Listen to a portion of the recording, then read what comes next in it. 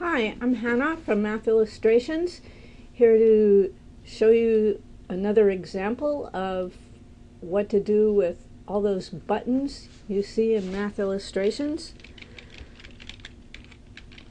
Today, the subject is algebra.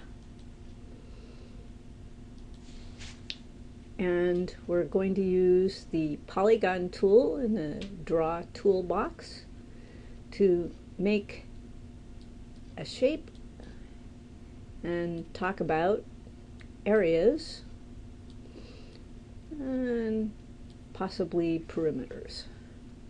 So I've drawn my shape, and now I'm going to grab the select arrow, and it's not easy to calculate this shape, so I'm going to use the shift key to do a multiple selection of two lines. And here in my constraint toolbox I find a handy parallel tool, so I click on that and those two sides become parallel. You can see the parallel marks, and do the same with these sides and these two, and one more, and there we have a nice drawing. Still haven't dimensioned everything about it, least of all the fact that I didn't want a parallelogram. I wanted a perpendicular side here so that we have this. Now I'm going to use the usual distance constraints so that our students will, this is an easy problem. Our students should have no problem figuring this one out. I'll just slide that over there, and another dimension. Now here's the new one.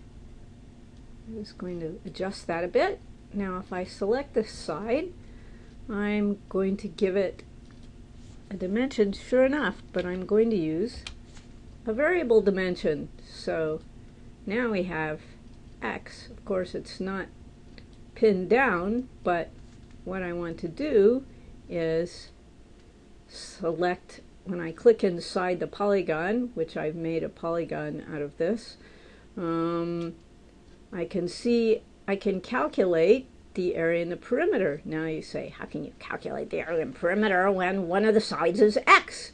But it does it anyway, and what it does is it decides what x is, and if I move it out, x becomes something different. So I'll show you where the x is in our variables toolbox, which I'll move out just to be able to see it a little better. And here's our value of x. I'll just move that over. And the idea is I can give x a value. Of course, the students won't necessarily see this. Okay, now I have a value for x, and there's my area.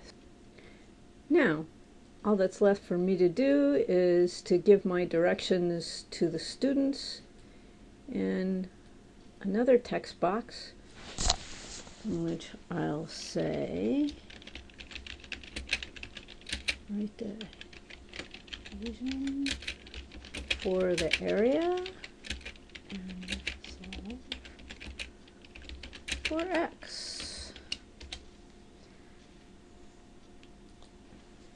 And that's all there is to this one. I can, as usual, do the copy region and cut it and paste into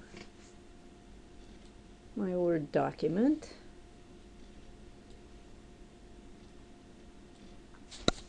You've seen this before. Control V, and there it is.